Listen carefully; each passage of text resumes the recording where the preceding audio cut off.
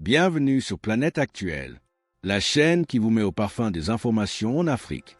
2026 approche à grands pas et le Bénin se prépare à un choix crucial pour son avenir. Dans cette vidéo, nous analysons le projet présidentiel de Paul Mpay, un candidat qui propose de réconcilier le pays, relancer l'économie et redonner la parole au peuple. De l'éducation à la santé, en passant par l'emploi des jeunes et la justice sociale, son programme se veut concret et ambitieux. Découvrez comment Mpay entend transformer le Bénin, retenir ses talents et bâtir une gouvernance plus juste et inclusive. Restez avec nous pour comprendre sa vision pour 2026. Like, abonne-toi et active la cloche de notification pour ne rien rater. Nous sommes toujours avec Paul Mpay. Dites-nous, le 12 avril est déjà à nos portes.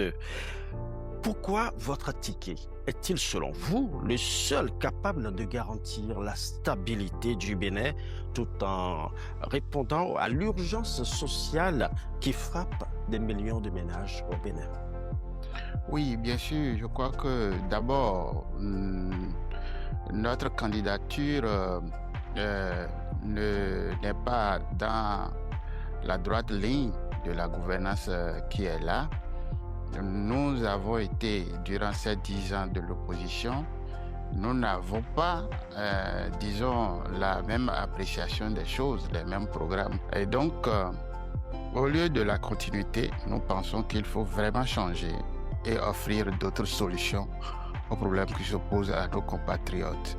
Et donc, c'est ce qui justifie le fait que notre ticket soit le meilleur ticket, étant donné que c'est deux duos qui s'affrontent, l'un pour la continuité, l'autre pour donc changer.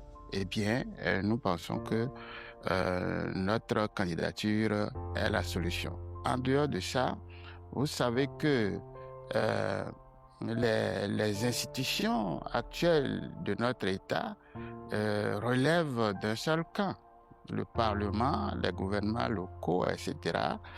Et cela ne garantit pas l'expression démocratique qui est le choix, n'est-ce pas, que le peuple béninois a fait depuis 90. Donc, au regard de tout ça, un pouvoir exécutif aux mains d'un camp pourrait permettre d'équilibrer les choses. Alors, Monsieur Mpay, vous avez défini des axes prioritaires et vous mettez en première ligne l'éducation et la santé. Quelles sont les raisons qui justifient ce choix?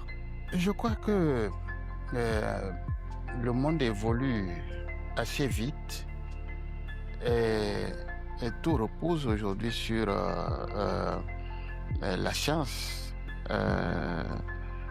et la technologie. Donc, tout ce que nous pourrions faire pour le développement de notre pays, l'amélioration des conditions de vie de nos populations, doit se reposer sur la formation et l'éducation. Nous pensons que c'est d'abord l'humain, l'homme qui est le véritable moteur du développement. Et donc, depuis toujours, notre économie s'est reposée sur des pratiques un peu dépassées. Et donc, pour aller à une véritable transformation, il faut que l'homme béninois soit préparé.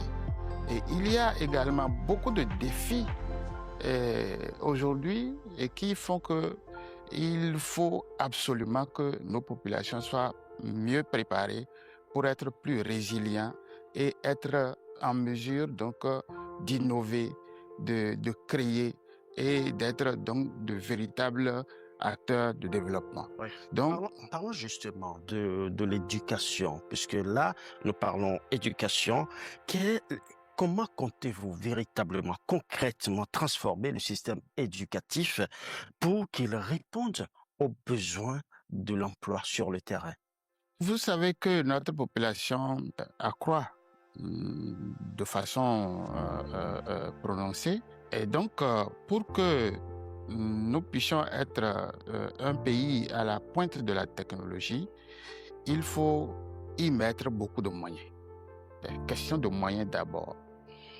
en dehors de ça, il faut que nous ayons des formateurs bien avertis, bien préparés, techniquement au point, pour assurer une bonne formation de notre jeunesse. Donc ceci reste un problème. Vous savez que le personnel enseignant aujourd'hui est en difficulté majeure, totalement démotivé, ne pouvant donc pas donner le meilleur de lui-même dans une condition pareille. Et donc, pour nous, il faut, en mettant plus de moyens, recruter, former et surtout doter nos centres de formation des infrastructures appropriées. Et donc, la petite enfance pour nous reste une préoccupation majeure. Pour être un citoyen résilient, capable donc d'entreprendre, de faire face aux difficultés, d'être un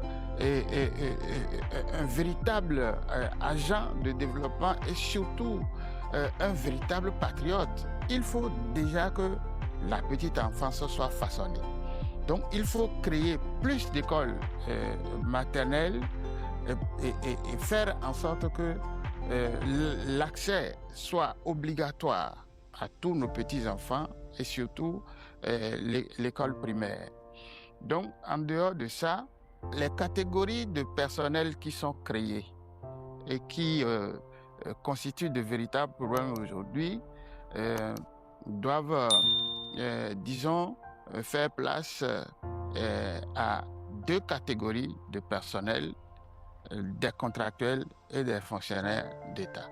Lorsque le personnel, l'enseignant est bien entretenu, est bien formé et payé comme cela se doit, je crois qu'ils vont donner le meilleur d'eux-mêmes pour que nos enfants soient mieux formés.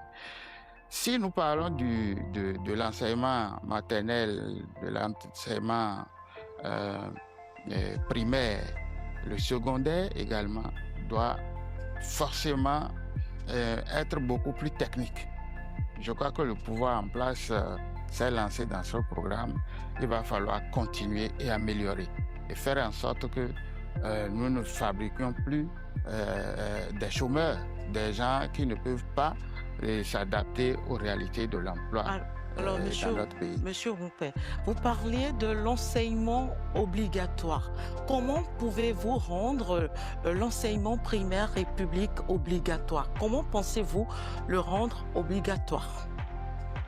Je dis, nous allons rendre l'enseignement maternel et primaire obligatoire. Peu importe que le parent choisisse d'envoyer son enfant dans un privé, mais c'est obligatoire que tous les enfants béninois prennent part la maternelle et le primaire. C'est obligatoire. Le comment, c'est de créer les infrastructures, de faire les recrutements et de financer. Et les moyens pour le faire sont là. Les moyens à mettre dans l'enseignement sont là. Il suffit de revoir les salaires politiques, de supprimer les nombreuses agences créées et de faire en sorte que les charges de l'État soient diminuées. Vous comprenez qu'il y a beaucoup de choses dans lesquelles nous mettons l'argent qui aurait pu servir à former notre jeunesse. Oui. Vous mettez l'accent justement sur les enseignants, sur l'enseignement en général, mais au cœur de l'enseignement, il y a l'enseignant lui-même, l'homme qui travaille pour pouvoir partager ses connaissances. Comment comptez-vous améliorer ou plutôt restaurer la dignité et la motivation des enseignants, surtout ceux-là qui sont souvent au cœur des crises sociales? D'abord, il n'y aura plus d'AME. Il faut arrêter avec ça. Il y aura une reconversion ou carrément il faut reconvertir, il faut recaser, il faut que les gens se sentent à l'aise dans le métier. Deuxièmement, il faut faire de l'enseignement un cas spécial. Il faut créer un statut particulier du corps enseignant. du bas jusqu'en haut. Donc, je crois que ça a été fait déjà au niveau supérieur. Il faut le faire également au niveau secondaire, au niveau primaire. Donc, un personnel motivé et payé et comme cela se doit à l'indice réel. Et vous savez, les avancements sont bloqués, les gens rechignent, et puis tout ça là constitue des facteurs de douleur. De toutes les façons, nous avons déjà proposé que au cours de notre gouvernance, le dialogue, les discussions avec les travailleurs seront au rendez-vous. Il faut discuter, il faut mettre à l'aise les gens, il faut résoudre leurs problèmes et faire en sorte que, ne serait-ce que ce secteur-là, qu'il n'y ait plus de grincement dedans. Alors, Monsieur Rompin, votre projet mentionne l'accès aux soins de qualité et à moindre coût. Alors, dites-nous, comment pensez-vous garantir la présence des spécialistes qui manquent déjà dans les milieux urbains, plus dans les milieux ruraux au Bénin? Au fait, ce n'est pas les praticiens qui manquent. Ce n'est pas ces médecins de qualité qui manquent.